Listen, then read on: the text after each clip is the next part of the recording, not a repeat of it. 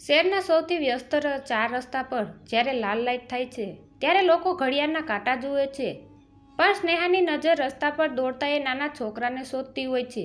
એક એવો છોકરો જેની પાસે વેચવા માટે ફૂલો છે, પણ એની આંખોમાં કંઈક એવું છે જે સ્નેહાના હૃદયના જૂના જખમોને ફરી તાજા કરી દે છે. સ્નેહા પાસે બધું છે, આલિશાન બંગલો, મોંઘી ગાડી અને પ્રેમાળ પતિ, પણ એના ઘરમાં એક ખૂણે છવાયેલો સન્નાટો એને અંદરથી કોરી ખાય છે. શું આ પાત્ર એક અકસ્માત છે કે પછી કુદરતનો કોઈ મોટો સંકેત? એ દિવસના લાલ સિગ્નલે સ્નેહાની જિંદગીનો આખો રસ્તો બદલી નાખ્યો. સ્નેહા દરરોજ સવારે પોતાના પતિ મહેશ સાથે ઓફિસ જવા નીકળતી. શહેરના ટ્રાફિક અને એ ઘોંઘાટમાં સ્નેહાને ક્યારેય રસ નહોતો, પણ પેલા લાલ સિગ્નલ પર ગાડી ઊભી રહેતી ત્યારે એને એક અજીબ શાંતિ મળતી. ત્યાં ફૂલો વેચતો એક 10-12 વર્ષનો છોકરો જેનું નામ હતું માહિર. તે હંમેશા સ્નેહાની ગાડી પાસે દોડી આવતો. મેડમ, ગુલાબ લઈ લો ને, બહુ તાજા છે. માહિરનો અવાજ મધ જેવો મીઠો હતો. સ્નેહા હસીને પૂછતી, બેટા, આટલી ગરમીમાં તું કેમ રખડે છે? ભણવા નથી જતો? માહિર માસૂમિયતથી જવાબ આપતો, ભણવું તો છે મેડમ, પણ મારી દાદી બીમાર રહે છે, એમના માટે દવા લેવી પડે અને ખાવાનું પણ લાવવું પડે ને, એટલે સવારે ફૂલો વેચું છું અને રાત્રે દાદી પાસે ભણું છું. સ્નેહાના હૃદયમાં એક અજીબ પ્રકારની વેદના થતી. એને ખબર નહોતી કે આ બાળક સાથે એનો શું સંબંધ છે, પણ જ્યારે પણ એ માહિર પાસેથી ફૂલો લેતી ત્યારે એના હાથને અડકતા જ એને કંઈક પરિચિત જેવું લાગતું. મહેશ ઘણીવાર કહેતો, સ્નેહા, તું આ રસ્તા પરના છોકરા સાથે આટલી બધી લાગણી કેમ જોડે છે? આપણે એમને પૈસા આપીએ એટલે આપણે જવાબદારી પૂરી. પણ સ્નેહા માટે આ જવાબદારી નહોતી, આ તો એક તરસ હતી. એક એવી તરસ જે છેલ્લા 10 વર્ષથી એના હૃદયમાં દબાયેલી હતી. 10 વર્ષ પહેલાં સ્નેહાની જિંદગીમાં એક એવું તોફાન આવ્યું હતું જેણે એને પોતાના જ સંતાનથી દૂર કરી દીધી હતી. ભૂતકાળના એ કડવા અનુભવે સ્નેહાને અંદરથી તોડી નાખી હતી. એણે એક ભૂલ કરી હતી જેની સજા એ આજે પણ ભોગવી રહી હતી. એક દિવસ જ્યારે સ્નેહાની ગાડી સિગ્નલ પર ઊભી રહી ત્યારે માહિર દેખાયો નહીં. સ્નેહાની નજર ચારે બાજુ ફરી વળી, પણ માહિર ક્યાંય નહોતો. એના બદલે ત્યાં બીજા બાળકો હતા. સ્નેહાએ ગાડીનો કાચ ઉતારીને પૂછ્યું, પેલા ફૂલોવાળા માહિર ક્યાં છે? એક નાનકડા છોકરાએ રડમસ અવાજે કહ્યું, મેડમ, માહિરનો કાલે અકસ્માત થઈ ગયો. એક મોટી ગાડી એને ટક્કર મારીને જતી રહી. એ અત્યારે સરકારી હોસ્પિટલમાં છે અને એની હાલત બહુ ખરાબ છે. આ સાંભળતા સ્નેહાના હાથમાંથી પર્સ છૂટી ગયું. એનું દિલ જોર જોરથી ધબકવા લાગ્યું. ન જાણે કેમ, પણ એને એવું લાગ્યું કે જાણે એનું પોતાનું સર્વસ્વ લૂંટાઈ રહ્યું છે. મહેશને કંઈ પણ કહ્યા વગર સ્નેહા ગાડીમાંથી નીચે ઉતરી ગઈ. એને બસ એક ધૂન હતી, હોસ્પિટલ પહોંચવું. પરંતુ સ્નેહાને એ વાતની જરાય કલ્પના નહોતી કે હોસ્પિટલના એ દરવાજા પાછળ માત્ર માહિર જ નહીં, પણ એના જીવનનું સૌથી મોટું સત્ય છુપાયેલું છે. એક એવું સત્ય જે એના સુખી સંસારને વેરવિખેર કરી શકે છે, અથવા તો એને વર્ષો પછી એનું ખોવાયેલું સુખ પાછું આપી શકે છે. સ્નેહા આપતી આપતી હોસ્પિટલની સફેદ અને ઠંડી લોબીમાં દોડી ગઈ. મહેશ પણ પાછળ પાછળ દોડતો આવ્યો. એને સમજાતું નહોતું કે સ્નેહા એક અજાણ્યા છોકરા માટે આટલી બધી કેમ તડપી રહી છે. હોસ્પિટલની હવામાં દવાની વાસ અને આસપાસના લોકોની આહ હતી, પણ સ્નેહાનું મન તો માત્ર માહિરને શોધી રહ્યું હતું. છેવટે જનરલ વોર્ડના એક ખૂણામાં એને માહિર દેખાયો. એના નાના અમથા માથા પર સફેદ પાટા બાંધેલા હતા અને સફેદ ચાદર લોહીના ડાઘથી ખરડાયેલી હતી. માહિરની બાજુમાં એક ઘરડી સ્ત્રી માથું પકડીને રડી રહી હતી. એ દાદી હતા જેમને માહિર બહુ પ્રેમ કરતો હતો. સ્નેહાએ ધ્રુજતા હાથે દાદીના ખભા પર હાથ મૂક્યો. માજી, માહિર કેમ છે? દાદીએ ઊંચું જોયું. એમની આંખો રડીને લાલ થઈ ગઈ હતી. સ્નેહાને જોતાં જ ફાટી પડ્યા. બેન, મારો માહિર મને મૂકીને જતો રહેશે? ડૉક્ટર કહે છે કે બહુ લોહી વહી ગયું છે. અમારી પાસે તો એના ઓપરેશનના પૈસા પણ નથી. સ્નેહાએ તરત જ મહેશ સામે જોયું. એની આંખોમાં આજીજી હતી. મહેશે નિસાસો નાખ્યો અને હોસ્પિટલના એકાઉન્ટ પર જઈને પૈસા ભરી દીધા. સ્નેહા દાદીની બાજુમાં બેઠી અને એમનું સાંત્વના આપતા પૂછ્યું, માજી, આટલો નાનો છોકરો અને એની આ હાલત, આનું કોઈ આગળ પાછળ નથી? એના મમ્મી પપ્પા ક્યાં છે? દાદીએ એક ઊંડો નિસાસો નાખ્યો અને બોલ્યા, બેન, એ નસીબનો બહુ કઠિયારો છે. એના બાપને તો ભગવાને વેલો બોલાવી લીધો અને એની મા તો એને જન્મ આપીને જ ક્યાંક ચાલી ગઈ હતી. એના મોસાળ પક્ષના લોકોએ એને અમને સોંપી દીધો હતો. ત્યારથી જ હું એને પાળી મોટો કરું છું. એની મા તો કદાચ સુખી ઘરમાં રહેતી હશે, પણ આ મારો દીકરો રસ્તા પર દૂર રહે છે. આ સાંભળતા સ્નેહા અવાક થઈ ગઈ. એને 10 વર્ષ પહેલાંનો એ દિવસ યાદ આવી ગયો જ્યારે એના પિતાએ એને મજબૂર કરી હતી. સ્નેહા, જો તારે બીજું ઘર વસાવવું હોય તો તારે તારા ભૂતકાળને ભૂલવો પડશે. આ બાળક તારી સાથે આવશે તો કોઈ તારી સાથે લગ્ન નહીં કરે. એ વખતે સ્નેહા નબળી પડી ગઈ હતી અને ભારે એ પોતાના માસૂમ બાળકને સાસરીવાળાને સોંપીને પિતા સાથે ચાલી ગઈ હતી. એને કહેવામાં આવ્યું હતું કે એનું બાળક સુખ ચેનમાં છે, પણ અહીં તો સત્ય કંઈક અલગ જ હતું. સ્નેહાએ ધ્રુજતા અવાજે પૂછ્યું, માજી, એની માનું નામ શું હતું? દાદીએ રૂમાલથી આંખ લૂછતા કહ્યું, એનું નામ તો સ્નેહા હતું. બહુ રૂપાળી હતી, પણ નસીબની કાચી હતી. સ્નેહાના કાનમાં જાણે ધડાકો થયો. આ એ જ માહિર હતો, એ જ બાળક જેને સ્નેહાએ દુનિયાના ડરથી છોડી દીધો હતો, જે દીકરાને એ દરરોજ સિગ્નલ પર જોતી હતી, જેને એ ફૂલોના પૈસા આપતી હતી, એ જ એના લોહીનો ટુકડો હતો. સ્નેહાને પોતાની જાત પર નફરત થવા લાગી. એને યાદ આવ્યું કે કેવી રીતે માહિર એને મેડમ કહીને બોલાવતો હતો, જ્યારે ખરેખર એને મમ્મી કહેવું જોઈતું હતું. મહેશ આ બધું દૂર ઊભો રહીને સાંભળી રહ્યો હતો. એના ચહેરા પર આશ્ચર્ય અને આઘાતના ભાવો હતા.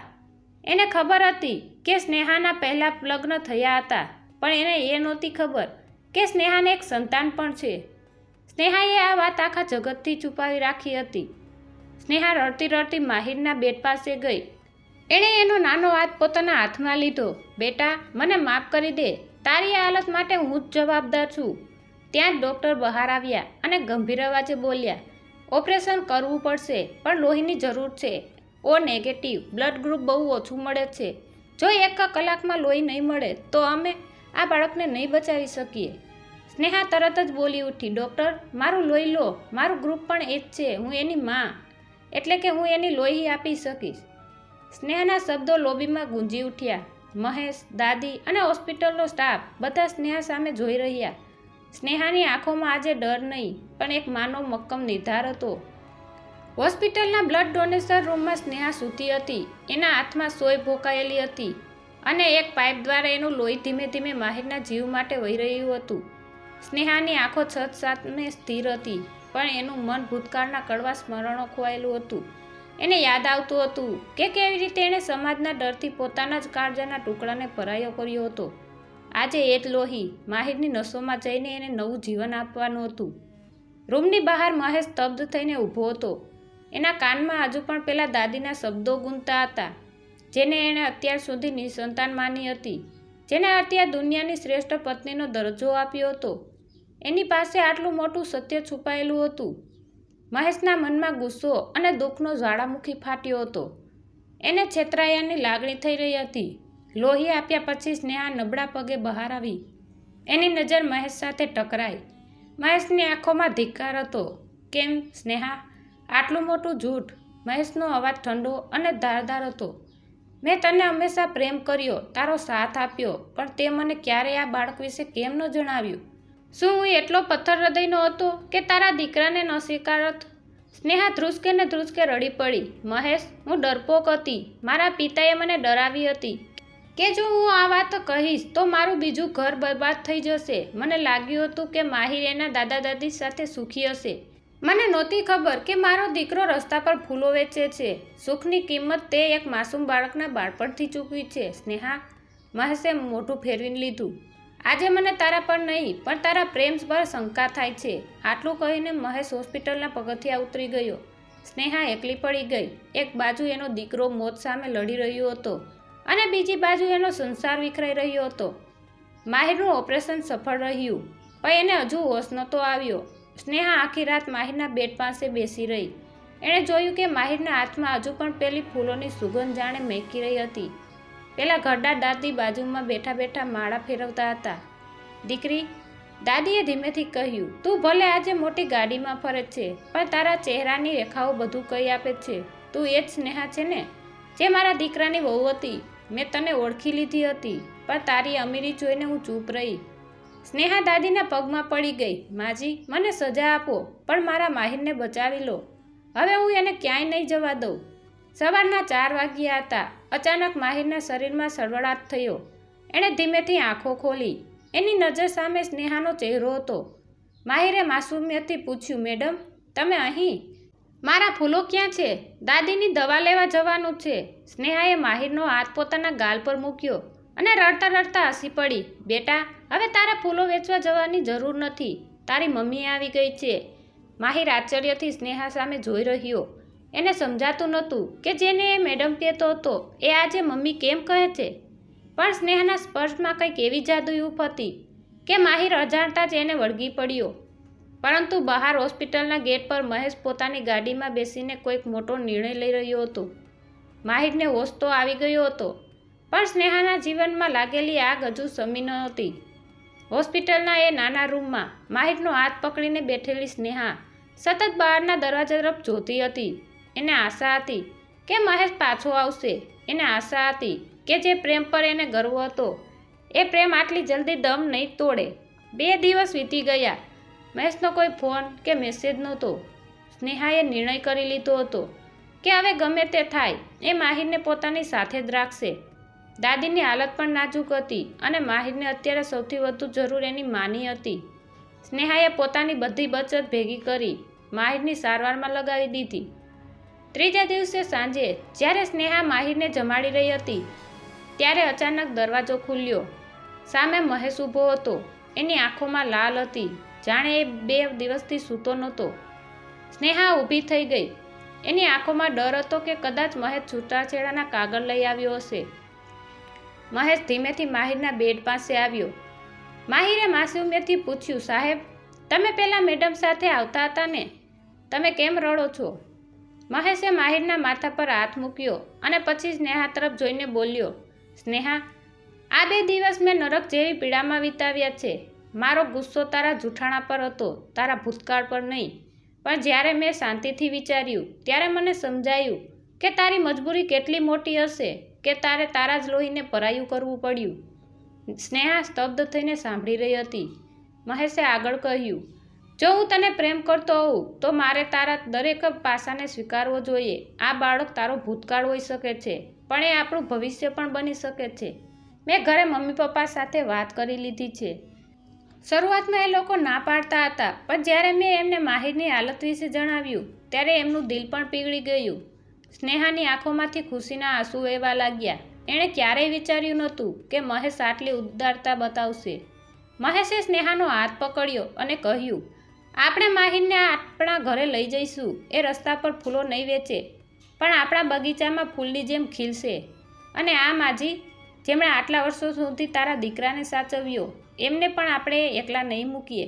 એ પણ આપણી સાથે જ રહેશે. આ સાંભળીને ખૂણામાં બેઠેલા દાદીના હાથમાંથી માળા છૂટી ગઈ. એમણે મહેશના હાથ ચૂમ્યા અને આશીર્વાદ આપ્યા. માહિરને હજુ પૂરી સમજ નહોતી પડતી, પણ એ એટલું સમજી ગયો હતો કે હવે એણે ભૂખ્યા પેટે રસ્તા પર ભટકવું નહીં પડે. સ્નેહાના પિતા, જેમણે આ સત્ય છુપાવવા માટે સ્નેહાને મજબૂર કરી હતી, તેમને જ્યારે ખબર પડી કે મહેશે બધું જાણી લીધું છે ત્યારે તેઓ ગુસ્સામાં હોસ્પિટલ દોડી આવ્યા. એમણે હોસ્પિટલની લોબીમાં જ બૂમાબૂમ શરૂ કરી દીધી, સ્નેહા, તું પાગલ થઈ ગઈ છે. આ ભિખારી જેવા છોકરાને ઘરે લઈ જઈને તું આપણા ખાનદાનની આબરૂના લીરા ઉડાડીશ.